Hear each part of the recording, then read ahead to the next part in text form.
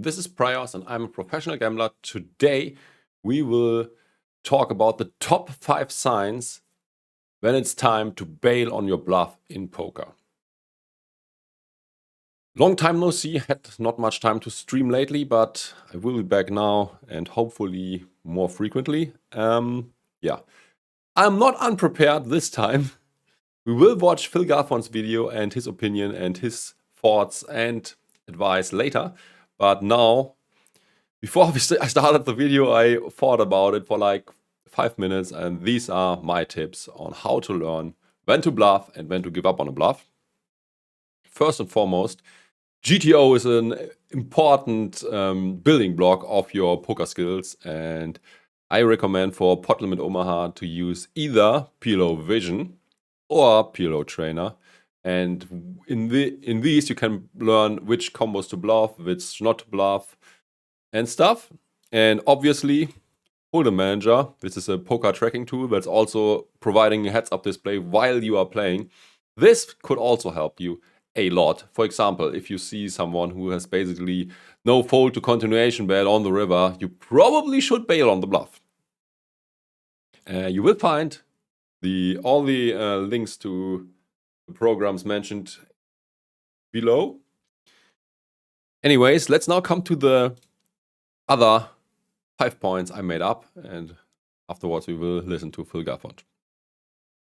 First, you should not bluff when you think your opponent is simply not folding enough.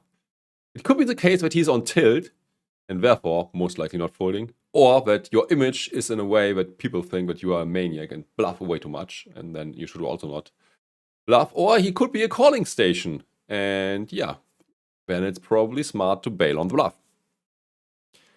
Another reason to not bluff could be that you picked up some sort of tell, whatever. Maybe he's starting to shake or something, and in the past you saw him doing that with very strong hands only, and therefore it's probably not a wise decision to try bluffing this guy. Something like that. Another very important reason to stop bluffing is when your bluff does not make any sense anymore. Let's come up with an example to make this point more clear. Let's say you're playing Pot Limit Omaha, you raise the flop, and you had the straight blocker. So whatever, it's 8, 9, queen, and you have 10, 10, but no straight. But you have 2 10s in your hand, and it's way less likely that your opponent has 10 jack. So you raise the flop, trying to bluff. Your opponent calls. Flush draw is also possible, so you put your opponent most likely on some sort of drawing hand. Maybe he has a set, maybe he has a flush draw, whatever. Anyways, he calls. On the turn, a blank, you bet again. He calls again. River then pairs the board and also brings in the flush. It just makes no sense anymore. Okay, it does not make any sense anymore to continue with your bluff. You were representing the straight all the way, and now the full house got there and the flush got there, and it simply doesn't make sense to bet again, as you probably have a straight, and a straight does not want to bluff. Next reason. I actually have 5 reasons and not just 4. Yeah, the next one is maybe you made a mistake. You sized your bets wrong and simply does not have enough money left on the river to have a proper bet size anymore. So if you have just like whatever 1/4 pot left, it might not be enough to scare your opponent away, and then you should also stop. So you made a mistake along the line, planning the hand not correctly or not wisely. Another reason could be that you picked up showdown value and now have no reason to bluff anymore. You beating all the whatever draws he might come to the river with anyways, and all the value hands you suspect him to call with. So no reason to turn your hand into a bluff, just take your showdown value and see what happens. The last reason I got for you is balancing considerations. it could be that this was a very draw-heavy board, and you come to the river and you have some sort of draw. And yeah, then it could be the case that you would be over bluffing too much, way too much, if you pick all your draws and use them to bluff with. So this might be a good reason to not bluff, or only use a certain portion of your draws to bluff with. Otherwise, yeah, your opponent might pick up on that and call you down very light. Another reason could also be that your opponent also sees that all draws missed, and yeah, obviously this is a good reason to find a call. Let's now see what Phil Galfond has to say to this topic.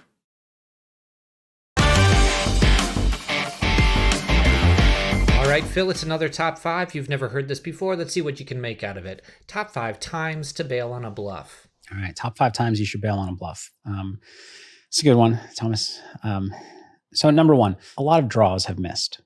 This is kind of a spot where... Yeah, sort of at this point also. Although, I think this in itself is not a good reason, as when a lot of draws missed, your opponent can also have this portion of his range, and if he just has a missed draw, he obviously folds, and you might have a draw that does get beat by other draws, and you want them to get out. So, yeah, but let's see what he has to say.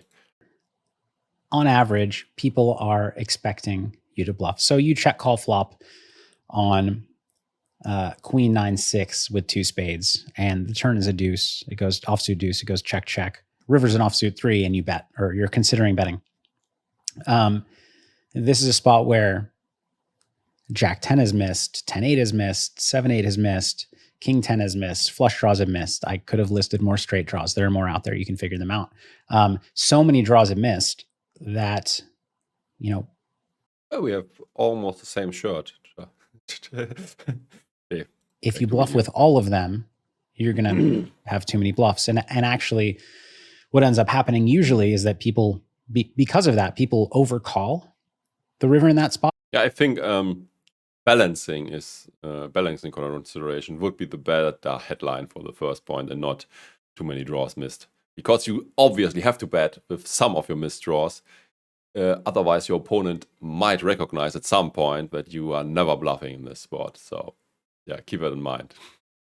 Yeah, you should be balanced against good opponents as they pick up on your tendencies. And so the actual thing you should do is not bluff with any of them, more or less, unless you have reason to believe that your opponent's going to fold appropriately, or that they're going to adjust to you never bluffing that spot. So first reason, too many draws missed. Second reason to bail on a bluff is... Yeah, that's also what I said.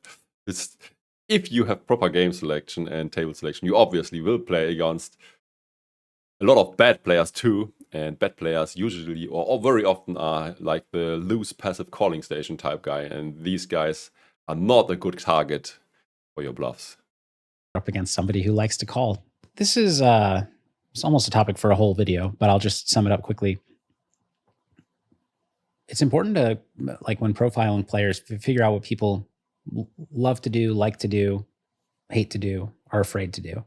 And you'll find some players who are afraid to make calls and lose. And you'll find some players who love to make calls. By the way, if you want to learn how to play poker, how to bluff, when to value bet, what's to thin and stuff, obviously YouTube is a good source to learn. I mean, you could listen to a lot of my other videos. I also had live streaming stuff going on, for example, and yeah, I also obviously many other streamers, and you could also pay more or less for coaches.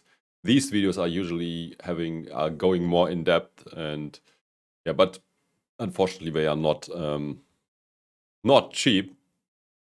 But yeah, the PLO Mastermind and the Galfond site Raise Your Edge, I think it's called Raise Your Edge, are also linked below if you are someone who learns best listening to great poker players. But yeah, I think probably it's enough when you just go through all the content I have.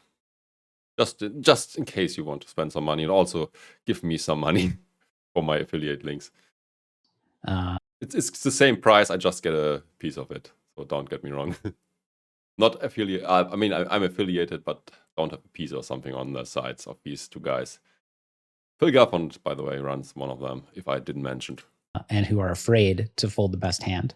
So there are some people who just call way too much. And from playing with them for not that long, you can often tell by clues such as the speed at which they call rivers, which kind of indicates the difficulty of, in their mind, of the decision, or how much they thought about not calling, and then the hands that they show down. So some people just call way too much.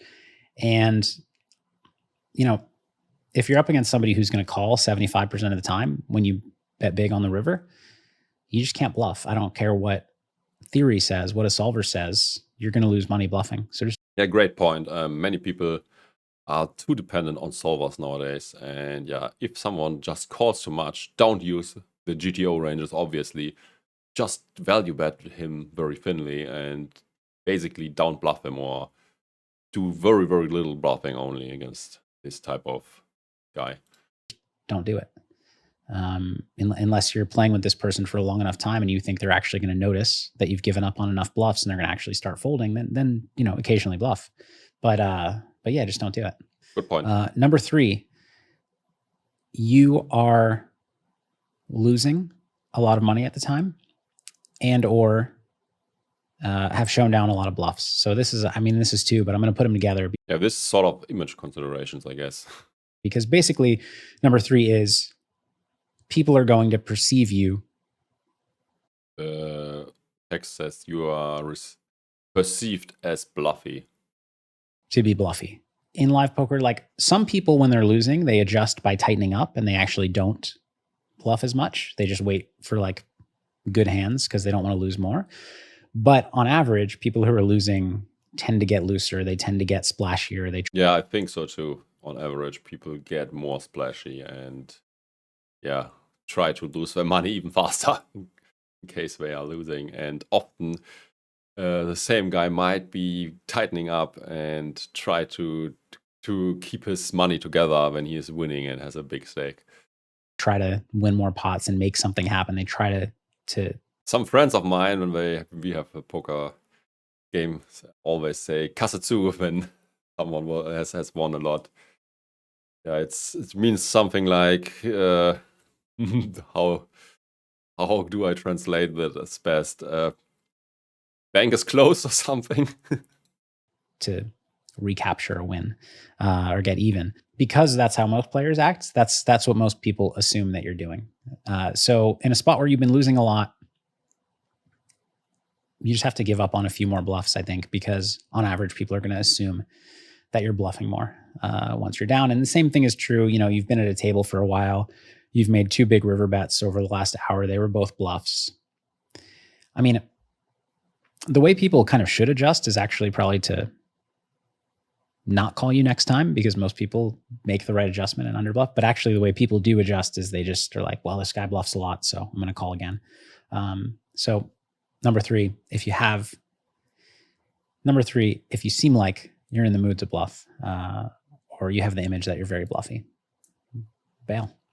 Yeah, I think you should not always bail, but you should reduce a tendency to make bluffs.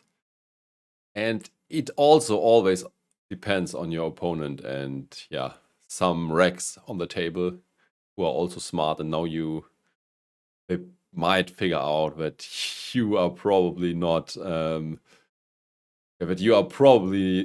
retarded and will have value bets as well. So yeah, against these you can still bluff, but against the fishy guys that are just like, okay, it's on tilt, he's losing money, let's destroy him by calling him down always as he's bluffing anyways. Against these guys, obviously don't bluff. And yeah, thanks for the follow, by the way. I guess along the same lines, number 4 is you're up against somebody who's losing a lot of money or clearly frustrated. Actually, I'm going to generalize a little bit more. You're up against somebody who is showing a disregard for the money that they're putting into the pot. So this could be because they're just super rich and they don't really care. And a good thing, people often also are like he mentioned, if they are drunk or on some sort of other drugs. So yeah, never bluff the drunk. See them just splashing a bunch of chips into the pot all the time quickly. It could be because they've been losing a lot of money and right now they're just tilted out of their mind and they just want to put money in, they just want to try to win a pot. It could be for a number of reasons, but basically you've identified that your opponent is more than happy to put money in. It's not a good time to bluff them. And lastly, number 5 is when you don't represent anything. So it's challenging to come up. Yeah, that's a good one. I also had it. I mean, not that you don't represent anything, but when the board changes in a way that your bluff doesn't make sense anymore. I already make the example in the beginning. And I think also when you bluff, you should always make sure that your line makes sense. Sometimes people just do weird, retarded stuff. And when you think about the actions before, it just didn't make any sense that he is having the hand he's representing. So make sure that your bluff is credible always, because good people will snuff it out and call you lied.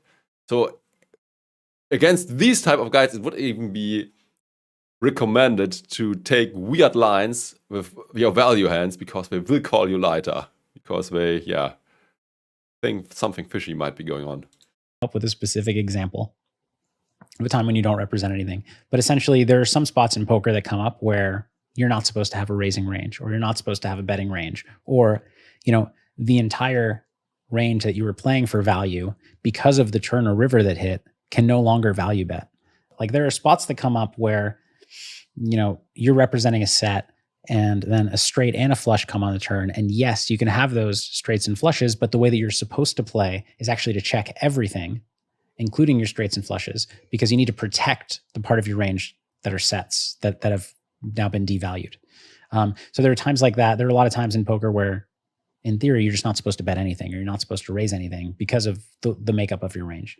But that's actually a different point. That's like balancing considerations. But yeah, I think a good point is only make bluffs that make sense. But this is not, you are not bailing on anything. It's just, yeah, I mean, bailing on anything or bailing on the bluff when you are not credible. That makes sense. So you didn't even start to bluff. And similarly, like often something like this can happen when the pre-flop action was in a certain way that you cannot represent this part of a board, for example.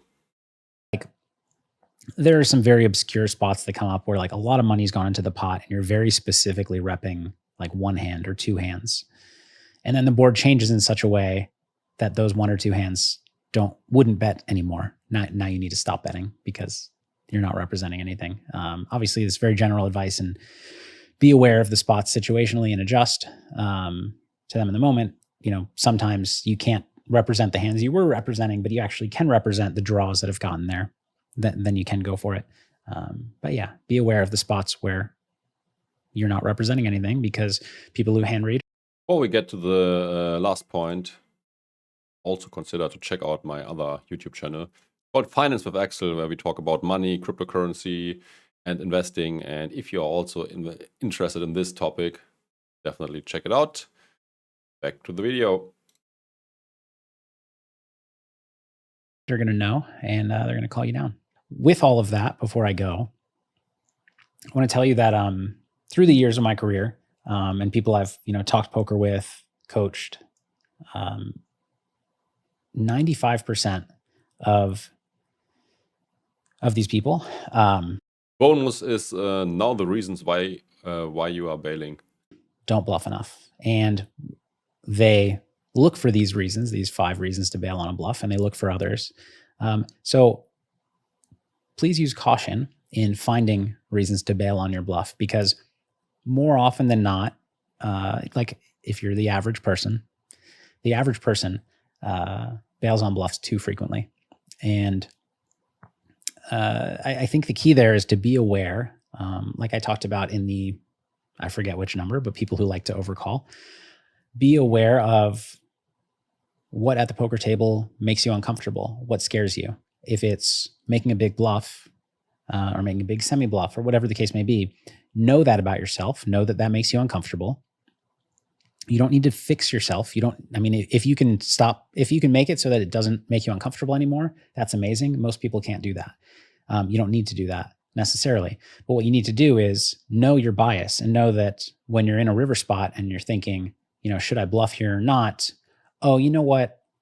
It seems like he's going to call me a lot here. So I just shouldn't. Know that emotionally, that's the decision you want to make. And your bias is going to lead you to come up with reasons to bail on that bluff. So really challenge yourself, really ask yourself. So what he's really trying to say is work on your game, know your weaknesses, and improve on them. By the way, this is also possible with the PLO Trainer or PLO Vision. But also Holdem Manager is really great for this. Once you collected a huge sample of your own hands, you can obviously not only analyze your opponent, but also yourself. And yeah, often you are blindsided more or less, so you don't see your own mistakes. Often it takes another guy to look over it. But this is also sort of tricky because this guy also has to be poker mind and know what he's doing and know a lot about poker. And this might be a guy you are also meeting at the tables, and this is sort of risky to show him the data because he might use it against you later. But yeah, anyways, analyzing your own hands often helps a ton to fix the leaks you got. Yourself, if the reason's legit, and probably more often than not, unless you have a really good reason to, just push yourself to make a few more of the bluffs that you don't really want to. And I think it's going to make your game stronger. And also make sure that you don't show your inner struggles to the other people. So yeah, don't be readable because in this case, people might pick up and call you when you're bluffing and fold when you are not. So hopefully you found that helpful. Just gave you 5 reasons to bail on a bluff and told you to ignore them. So good luck at the tables, and I'll see you in the next video. Yeah, nothing more to say. Thanks for watching. Check out my other channel. I will also link another video here once it gets online on YouTube. Yeah, thanks for watching. Like, subscribe, all the good things. Bye-bye. Until next time.